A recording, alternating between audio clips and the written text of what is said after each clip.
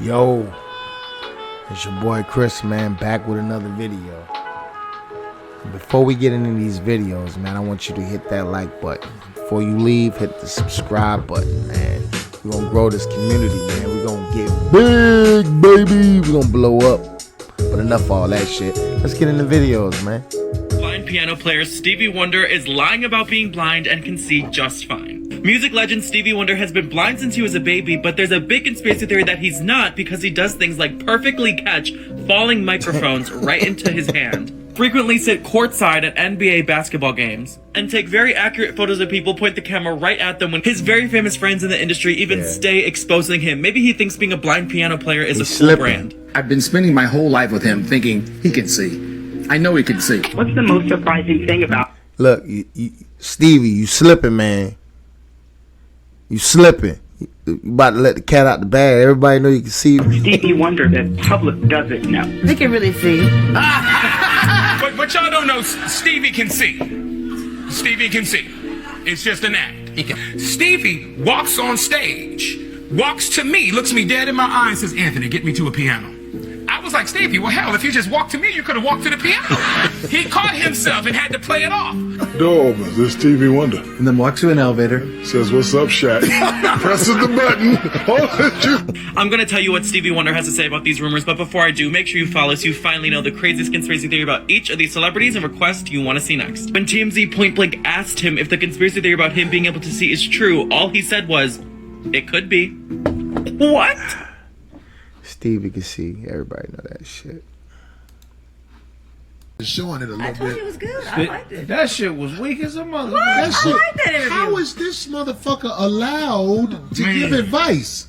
Man. This is a goofy. He married All a the side bitch bitches. that hustle money. Everybody know it. You first of all, you've been married how many times? Three times. And he cheated on his wife with his side bitch each time. Everybody married a bitch that they was fucking around on the other bitch. I said that before. Yeah, man. That's Corey what on the chain. people do. We don't know how to pick no woman. But Steve Harvey comes like he got the answers to shit. Homie, you even admitted you was mad at Bernie now because they was funnier than you. It's just what I said.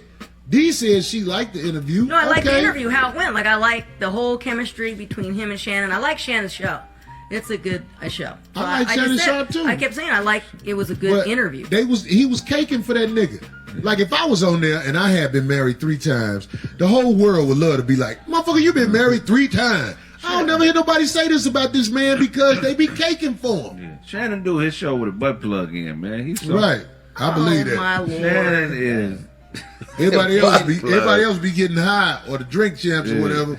Shannon got a butt plug. He be in. That's how he relax. That nigga orgasm. That nigga be nutting while he talking to you. Without He's got a nice flinching. So let me ask you this. He got a nice build, but he's loud. He's loud.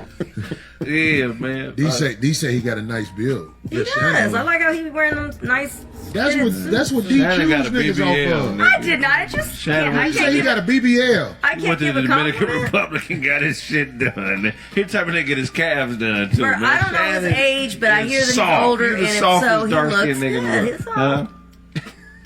world. Shannon will tell you this. I don't want no fish, bitch. Stupid. Whatever. Get that old fish away from me. Shannon sleep with cucumbers over Gosh his darn eyes. it, Corey. He sounded like Hey, old boy Ocho Cinco was on the show. He was asking him, "So you ain't married, right?" And he was asking him a lot of questions about manhood, and Shannon couldn't really do nothing with that. But I peeped it. I was like, Ocho Cinco putting him out there. Yeah, you seen that part where he was like, "No." Oh yeah, this nigga. What, he sucked his teeth? He did not. How you do it again? Yeah. No. Ah. Shannon coming out, nigga. But He I'm didn't say saying like, Mucha, though. I'm saying like Steve perpetrates a real nigga. But Right. Steve, you're not a real nigga. See? If you Who are said that? around an alpha, He said he does. you're have nice going to start some shit. I'm talking about Steve Harvey. Right. Steve is like, He can only be in the room with betas. If you're around alphas, you're going to have a problem.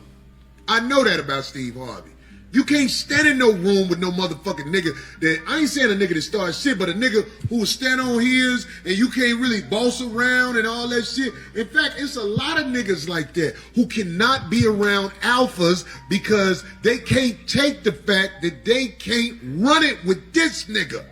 Oh. Right. That was happening with the Kings of Comedy. Said the Entertainer and motherfucking Bernie Mac was funny. And then you had to go up after them.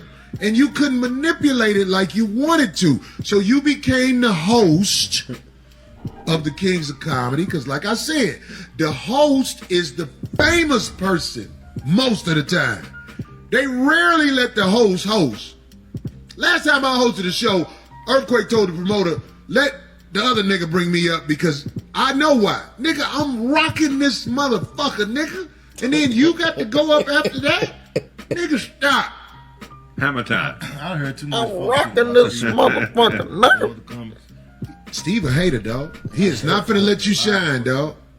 When I was a young comic, that nigga cutting my time down to 5 minutes because I was too funny. Wow. He did JJ. What'd he do to JJ? He damn near said, JJ damn said he like blackballed him a little bit. Like he was telling motherfuckers not to fuck with him or some shit like that. I believe you. I ain't never heard nothing good about no motherfucking Steve Harvey. And they So- shitting on Steve. I'm saying like, Steve, I ain't knocking. I ain't trying to shit on him. I'm just telling you. No, you shitting You on got him. shit on your name, nigga. And I've had experiences with you, and I already know. Nigga, if you was around me, you would be uncomfortable because I'm not going to fold in front of you. And if I go on stage, it's going to be hard for you to follow with that motherfucking shit you do. So you got to keep hosting and getting these little shows, like whatever you do, because he does the type of shit where he's being sarcastic about something. That's what works for him. Like if he be like, oh, that dude over there, he can do that. You get what I'm saying? But it don't match up with headliners who got power. Or like saying in life. Leighton White, he did? What'd he say? Leighton White said that that Steve hated on 85 South guys. Did he? Can you imagine Steve Harvey? He's supposed to be this legendary comedian, and he got to go on stage after Lil Bro them. Steve is not going to be funny when he go up after people. He has to host show. He don't even do stand up no more, dude. No, he said in that interview that he didn't want. He didn't. He care. said it's because of the cancel culture. But look, if he was talented, I've said this before, and it showed to be true. When you really talented, you can't wait to show people how good you are on stage. That's true. And that ain't no diss to nobody. That's what I'm saying. When you done came up with 45 to an hour worth of material, you can't wait to show it off. So when somebody say why they don't do comedy or why they didn't do comedy, it's because they used to getting in front of the crowd, bullshitting for 45 minutes to an hour, and then get off. And before you know it, they done got their... Wow. They shitting on Steve, man.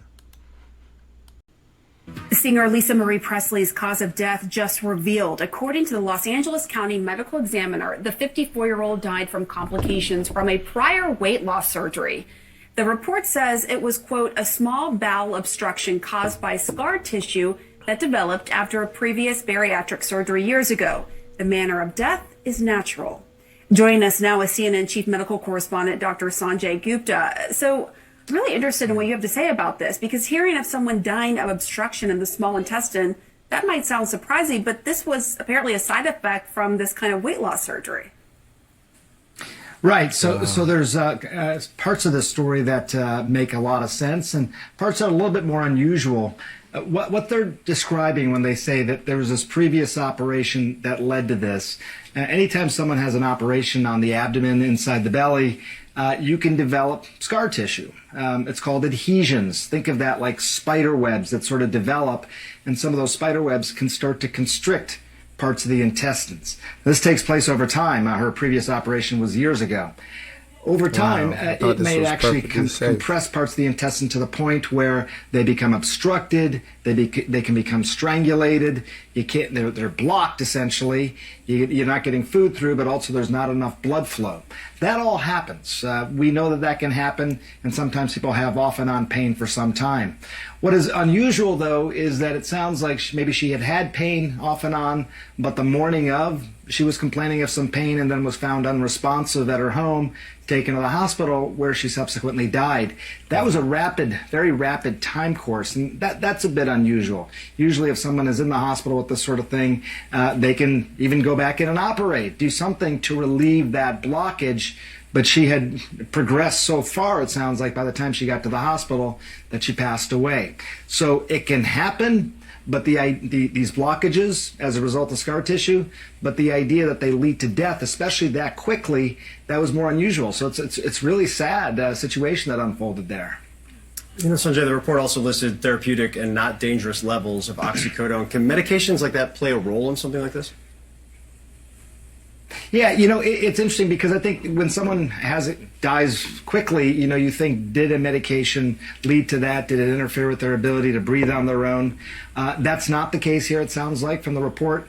Two ways that it might still contribute, though. One is that what I just described earlier can be painful.